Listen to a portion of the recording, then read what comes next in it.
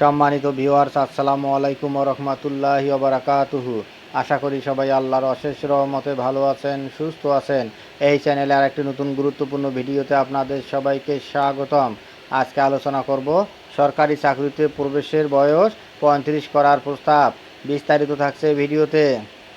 এই ভিডিওটি দেখার আগে যারা এই চ্যানেলে একদম নতুন তারা অবশ্যই চ্যানেলটি সাবস্ক্রাইব করে পাশে থাকা বেল আইকনটি প্রেস করে দিন।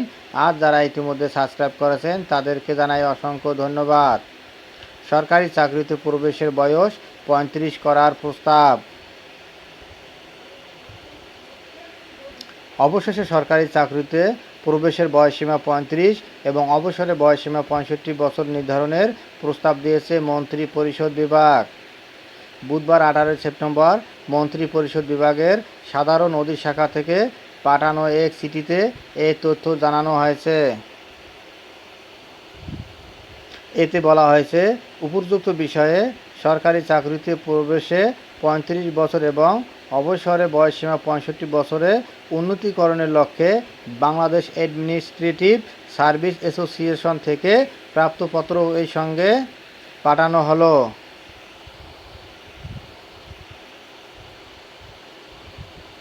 এই চিঠিতে বলা হয়েছে, বর্ণিত বিষয়ের সঙ্গে জনপ্রশাসন মন্ত্রণালয়ের কর্মপরিধি সম্পৃক্ততা থাকায় সদয় অবগতি ও প্রয়োজনীয় ব্যবস্থা গ্রহণের জন্য নির্দেশক্রমে অনুরোধ করা হলো।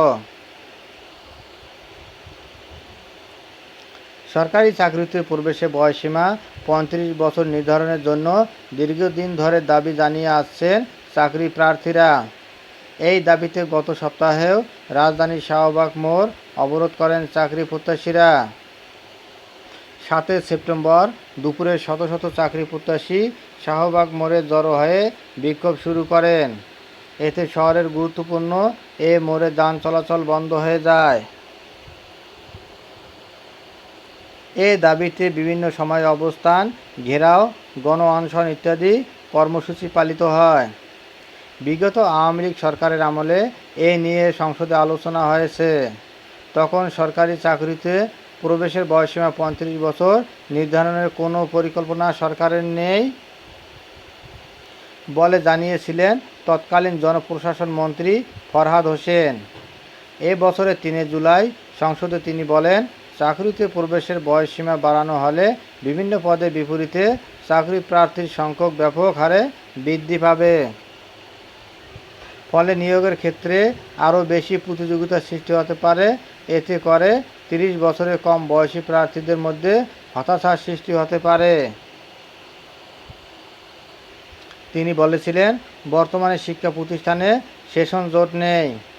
আগে বিশ্ববিদ্যালয় সহ বিভিন্ন শিক্ষা প্রতিষ্ঠানে বড় ধরনের সেশন জট থাকলেও বর্তমানে উল্লেখযোগ্য কোনো সেশন জট নেই বললেই চলে। শিক্ষার্থীরা 16 বছরে এসএসসি সহ 23-24 বছরে স্নাতকোত্তর ডিগ্রি লাভ করে থাকে। চাকরিতে প্রবেশের সর্বোচ্চ বয়সসীমা 30 বছর হওয়ার ফলে স্নাতকোত্তর ডিগ্রি অর্জনের পরও তারা চাকরিতে আবেদনের জন্য কমপক্ষে 6 থেকে 7 বছর সময় পেয়ে থাকেন। এছাড়া 30 বছর বয়সসীমার মধ্যে একজন প্রার্থী আবেদন করলে নিয়োগ প্রক্রিয়া সম্পূর্ণ হতে 2-1 বছর লেগে যায়।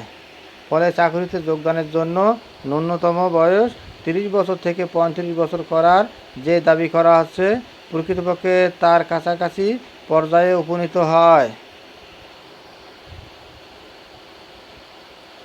পাবলিক সার্ভিস কমিশনের রিপোর্টের প্রসঙ্গ টেনে মন্ত্রী বলেন, 43তম বিসিএস পরীক্ষায় বিভিন্ন স্তরে উত্তীর্ণ প্রার্থীগণের বয়স ও জেন্ডার ভিত্তিক পরিসংখ্যান অনুযায়ী কম বয়সী 23-25 সুপারিশকৃত প্রার্থীর সংখ্যা সব থেকে বেশি 37.68% এবং বেশি বয়সী 29-এর ঊর্ধ্বে।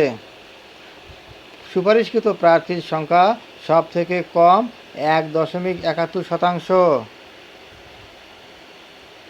তিনি জানান, চাকরি থেকে অবসরের বয়সসীমা 57 বছর থেকে 59 বছরে উন্নীত হওয়ায় বর্তমানে শূন্যপদের সংখ্যা স্বাভাবিকভাবে কমে গেছে।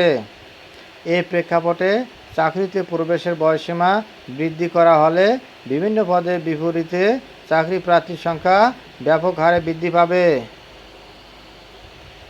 এসব শিক্ষার্থীর কথা বিবেচনা করে সরকারি চাকরিতে প্রবেশের বয়সসীমা ৩৫ বছর করার কোনো পরিকল্পনা আপাতত নাই।